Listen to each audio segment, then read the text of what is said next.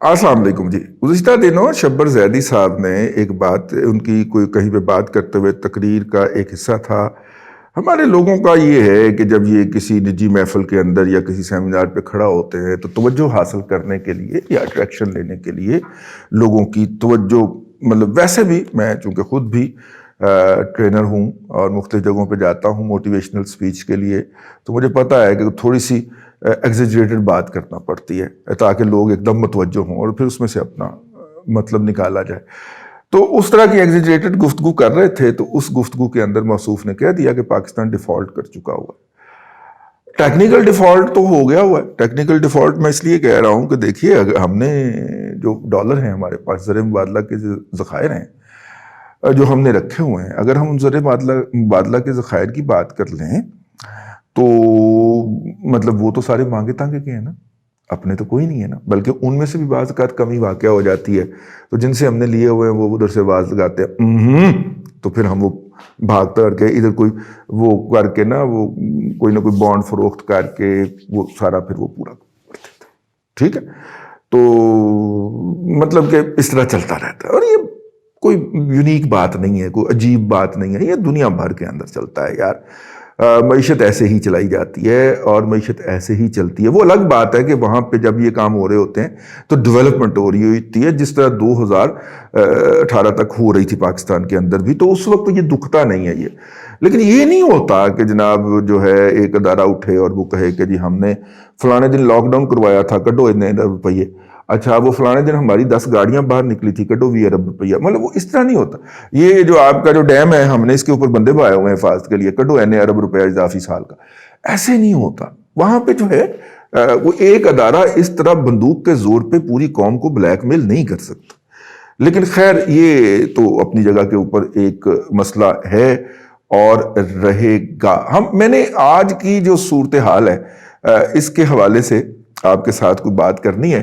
یہ جو ڈیفالٹ کی بات کی ہے شبر زیدی صاحب نے، اس کو بہت زیادہ اچھالا گیا، اگرچہ وہ اس سے انکاری ہو گئے ہیں کہ انہوں نے ایسی بات نہیں کہی، بلکہ ان کی باتوں کو آؤٹ آف کانٹیکسٹ پروڈیوس کیا گیا. وہی میں نے بات کہی نا جو آپ کو آؤٹ آف کانٹیکسٹ پروڈیوس کیا گیا. لیکن شبر زیدی صاحب یہ الفاظ تو آپ کے منہ سے ادا ہوئے ہیں اور آپ کو محتاط ہونا چاہیے ایسی گفتگو کرتے ہوئے. پہلے بھی آپ کنٹروورشل رہے ہیں. شبر زیدی صاحب جو ہیں وہ ایف بی آر کے اپ چیئرمین لگے تھے، ہاں ان کے کہنے کے اوپر لگے تھے، وہ اپنی کوئی ان کی نہیں تھی. ہاں تو اینی ہاؤ یہ اس وقت کی صورتحال ہے اور ہم ہیں 2021 کے اندر. ہم جب 1921 میں چلے جائیں، اگر تاریخ کا تھوڑا سا جائزہ لیں تو اس وقت پہلی جنگ عظیم کا خاتمہ ہوا تھا کرونا کے باعث. اس وقت ہی کرونا آیا تھا اور لوگ بے شمار مرے تھے اور پھر قوموں نے سمجھا تھا کہ پہلے ہم بیماری سے لڑ لیں پھر آپس میں لڑ لیں گے. لیکن اس لیے کسی نہ کسی بہانے پہلی جنگ عظیم کا خاتمہ ہو گیا تھا اور پہلی جنگ 17 سے 19 تھی لیکن 20 تک اس کے اثرات تو تھے. 20 میں 19 اور 20 کا ہے نا کرونا کا وہ پہلا دور، پہلا کرونا جو تھا، اس کو اسپینش وائرس کہتے ہیں شاید، اس طرح کا کوئی نام. تو اس وقت جو ہے پھر انہوں نے کہا کہ یار یہ جو ہم نے ذبح کیا ہے بکرا، کام اس وقت بھی یہی تھا. یہ یورپین بدماشوں کا اور امریکی بدماشوں کا کام یہی تھا کہ یہ مل کے اکٹھے واردات ڈالتے تھے، کوئی بکرا گھیرتے تھے، اس کو ذبح کرتے تھے اور پھر اس کے ریسورسز کھا جاتے تھے. تو انہوں نے کہا کہ جناب یہ ہم جو ہے وہ دنیا کے اندر 2 قومیں فیوچر کے حوالے سے بہت ہی جسے کہنا چاہیے ریسرچ کر کے چلتی ہیں اور ریسرچ کر کے چلتی ہیں اور فیوچرسٹک پلاننگ ان کی بہت زیادہ ہوتی ہے. ایک ہے برٹش اور دوسرے ہیں رشین.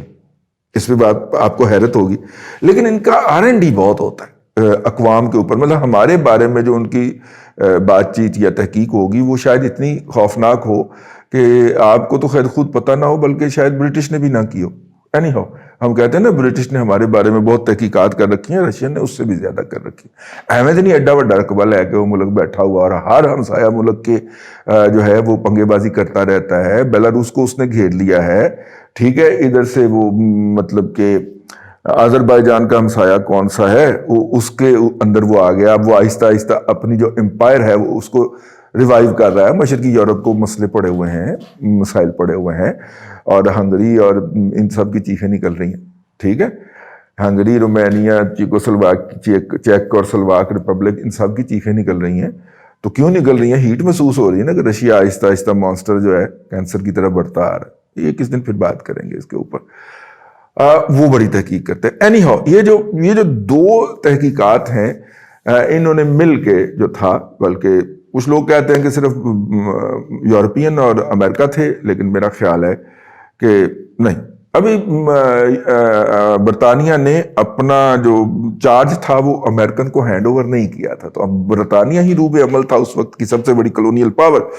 تو انہوں نے وہ پھر لکیریں پھیر دیں اور جناب مشرق وسطیٰ اور افریقہ اور یہاں پہ انہوں نے نئے ممالک تخلیق کر دیے اور خلافت عثمانیہ جو تھی اس کا خاتمہ ہو گیا. خلافت عثمانیہ ایک سمبلائز کرتی تھی یونٹی آف مسلمز کو، اگرچہ تمام مسلمان حکمران اپنے تئیں ذل الہی ہی ہوا کرتے تھے، لیکن وہ ایک یونٹی کو سمبلائز کرتی تھی. اور اب تو وہ بادشاہ وہاں پہ جو تھا وہ زوال کا شکار ہوتے ہوتے لائبلٹی ہی بن گیا ہوا تھا.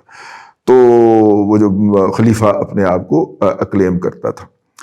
تو خیر وہ انہوں نے لکیر ادھر سے انہوں نے شریف مکہ کو اکٹھا کیا، وہ کھڑا کیا، اور وہ انہوں نے وہ ادھر سے ان سے وہ حجاز مقدس کا جو مقدس ایک سیکرڈ قسم کا جو سمبل تھا وہ چھڑوایا، اور ادھر سے ان سے یہ کروا لیا، اور پھر ان کی ریاست کو تقسیم کر دیا. حتیٰ کہ ان کی فوج کا جو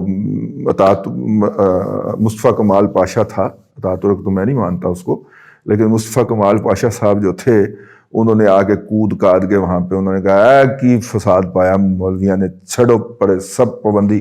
عربوں سے نفرت کے اندر انہوں نے عربی کے اندر اسلام، نماز پڑھنی اور اذان دینی کے اوپر بھی پابندی لگا دی. ایک دوسری ایکسٹریم تھی جس پہ دے گئے.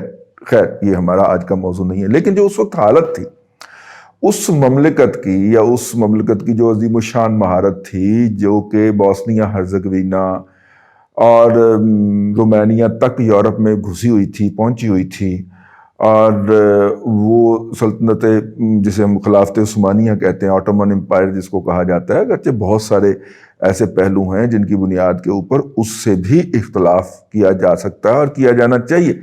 ٹھیک ہے، تعصب علم تو نہیں نہ آنے دیتا دماغ کے اندر، آپ جو بھی ہوں، لیکن اس میں یہ نہیں ہونا چاہیے. ہم آپس میں بیٹھ کے کریں، اور جو بھی باہر سے بھی اگر کوئی کرے تو اس کا کوئی لاجیکل انالیسس ہونا چاہیے. ٹھیک ہے، اس زبان میں نہیں ہونا چاہیے جس زبان کے اندر انڈیا کے جو 50 ہیں یا مودی کے چمونے ہیں، چمونہ جات جو ہیں، وہ آ کے اس پہ بھونکیں گے، بکواس کریں گے نا، اس زبان میں نہیں ہونا چاہیے. ٹھیک ہے، اس کا آپ انالیسس کریں اور بیلنس رکھ کے، تمام حقائق کو مد نظر رکھ کے.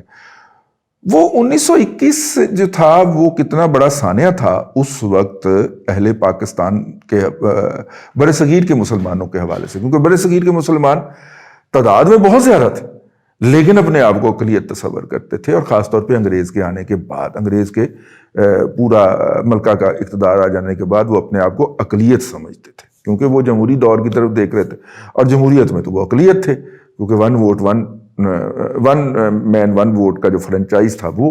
ٹھیک ہے، تو ایسی صورت کے اندر وہ دنیا کے لوگوں کے ساتھ اپنے آپ کو ایسوسیٹ کرتے تھے. یہی وجہ ہے نا وہ جو امت مسلمہ کا تصور بر صغیر میں اسی لیے پایا گیا نا کہ ہم اقلیت کے طور پہ اپنے آپ کو تھریٹنڈ فیل کرتے تھے، اور پھر دوسری جگہ پہ اس طرح کے جتنے لوگ تھے ان کے ساتھ اپنے آپ کو اکویٹ کرتے تھے کہ نہیں ایسے اچھے نہیں گئے تھے، افغانستان جیتے گئے نا، ہے نا، ہم ایران میں تو ہے نا. یہ سارے جو ہم اکویٹ کرتے تھے اپنے آپ کو، اس کی بنیادی وجہ یہ تھی. تو اس وقت سانحہ جو تھا، وہ جو سانحہ لیا گیا جی، اس کو ہم نے سمجھا کہ یہ جو خلافت کا خاتمہ ہے، ترکی میں بہت بڑا طبقہ ایسا تھا جس نے شکر ادا کیا کہ یار یہ بادشاہ کی جو خلیفہ کے نام پہ مسلط تھا، اس کی عیاشیوں سے جان چھوٹی. لیکن ہم جو تھے، ہم نے اس کو ایک صدمے کے طور پہ لیا. مولانا محمد علی جوہر اور مولانا شوکت علی جو تھے، وہ خلافت موومنٹ کو انہوں نے فرنٹ سے لیڈ کیا. اور عمران حسین صاحب جو ہیں، سمبلزم پہ بہت کام ہے، جنوبی افریقہ میں مقیم ہوتے ہیں، یہ ہاشم عاملہ گروپ وہ ان کے لیکچرز پڑے ہوئے ہیں بہت زیادہ نا یوٹیوب کے اوپر. آپ کو موقع ملے تو ضرور سنیں، بڑے جسے کہنا چاہیے. لیکن یہ بات ذہن میں رکھیے گا کہ عمران حسین صاحب کی جو تربیت ہوئی ہے وہ ایسی جگہ پہ ہوئی ہے جہاں پہ مسلمان ایک مائنورٹی میں، ایک تھریٹنڈ مائنورٹی کے اندر ہے، ایکسپینڈنگ مائنورٹی بھی نہیں ہے. بر صغیر پاکستان، پاک و ہند کے اندر مسلمان ایک ایکسپینڈنگ مائنورٹی کے طور پہ تھے. کہ جو مطلب پریچ بھی کرتے تھے اور ان کی ریچ میں اضافہ بھی ہوتا جا رہا تھا. اگرچہ لوگوں کی واپسی بھی ہو جاتی تھی، وہ ہم ذرا تاریخ میں نہیں لکھتے ہیں. ٹھیک ہے، ابھی پچھلے دنوں وہ جو صاحب رضوی صاحب جو تھے جنہوں نے انڈیا کے اندر قرآن کو ایڈٹ کرنے کا اعلان کر دیا تھا، بعد میں پتہ چلا اسلام چھوڑ کے ہندو ہو گئے. ٹھیک ہے، وہ بڑے آپ نے مجھے بھجوائے تھے نا ای میل کر کے کہ جناب یہ کیا کہتے ہیں، تو اب ذرا وہ آپ کے ایجنٹ تھے ادھر بھیجے ہوئے تھے. ویسے آل انڈیا شیعہ پارٹی جو ہے سب سے پرانی پارٹی، وہ تو بی جے پی میں کب کی ضم ہو گئی ہوئی نا. تو سر یہ آپ کی ایکسٹینشن ہے، نہ شرمندہ ہوا کرے اس طرح کی ہیں بونگیاں مار کے. تو خیر وہ جناب اس وقت اتنا صدمہ زیادہ تھا کہ اگر آپ اقبال کا وہ کلام ان دنوں کا پڑھیں جو کہ مجلس حمایت اسلام کے جلسوں میں پڑھا کرتے تھے، آگ ہے اولاد ابراہیم ہے نمرود ہے، شاید کسی کو پھر کسی کا امتحان مقصود ہے، اس طرح کی جتنی شاعری. اور 1921 کا صدمہ اقبال کو اتنا خوفناک صدمہ لگا کہ اس کے بعد وہ بلبل اور گل و بلبل والا اقبال نہیں ملتا آپ کو. پھر اس نے وہ شاہکار جو تخلیق کیے ہیں جو کہ مسلمانوں کے درد کے اندر وہ کہتا ہے. تو یہ جو میں نے پورا پس منظر بیان کیا، یہ میں نے اس لیے بیان کیا کہ 100 سال کے بعد تاریخ کا دھارا ایک دفعہ پھر گھوم کے تو ایک ایسی جگہ پہ آ گیا ہے کہ مجھے لگتا ہے کہ یہ 1921 ہی ہے، یہ 2021 نہیں ہے. اسی طرح کے مسائل ہیں، مالیاتی مسائل ہیں، بیلنس آف پیمنٹ کے مسائل ہیں، دنیا کے اندر نیا نظام آنے لگا ہے، آرٹیفیشل انٹیلیجنس آنے لگی ہے. ٹھیک ہے، بہت سارے پروفیشنز ختم ہونے لگے ہیں جنہوں نے پچھلے 100 سال جس میں اکاؤنٹنگ ہو گیا، میڈیکل ہو گیا، یہ پروفیشن جو ہیں یہ بہت لیمیٹڈ ہونے لگے کہ اگر پہلے ان پروفیشن میں 100 لوگ انگیج تھے تو اب مستقبل میں شاید یہ پروفیشن 10 لوگوں کو بھی نہ اکوموڈیٹ کر سکے. وہی کام ہو رہا، سارا وہی کام ہو رہا ہوگا کیونکہ چیزیں آرٹیفیشل انٹیلیجنس پہ جا رہی ہیں، آٹومیشن پہ جا رہی ہیں. ہیومن ریسورس جو ہے وہ ابینڈن ہونے جا رہا ہے. اور سارے کو تو ہے ہی ہیومن ریسورس ہے، روٹی تو کسی طور کما کھائے مچھندر. تو یہ جو ہم کرتے تھے، اب مقابلہ ہوگا ذہن کا، عقلوں کا. ذہن ہم نے بڑھنے نہیں دیے، سروں کے اوپر ہو چڑھا دیے، دولت شاہ کے چوہے پیدا کیے ہیں ہم نے. ٹھیک ہے، جو ہر بات پہ کہتے ہیں سر تن سے جدا. تو جب یہ ہوگا تو پھر آپ اقوام عالم کے اندر کہاں کھڑے ہوں گے؟ تو یہ اتنا بڑا ڈیزاسٹر ہے. میرا خیال ہے یہ 1921 والا ڈیزاسٹر جو ہے وہ اپنے آپ کو دہرا رہا ہے. تاریخ اپنے آپ کو دہراتی ہے، اور تاریخ کا سبق یہ ہے کہ کوئی تاریخ سے سبق حاصل نہیں کرتا. اللہ آپ کو آسانیاں عطا کرے اور آسانیاں خلق خدا میں تقسیم کرنے کی توفیق عطا کرے.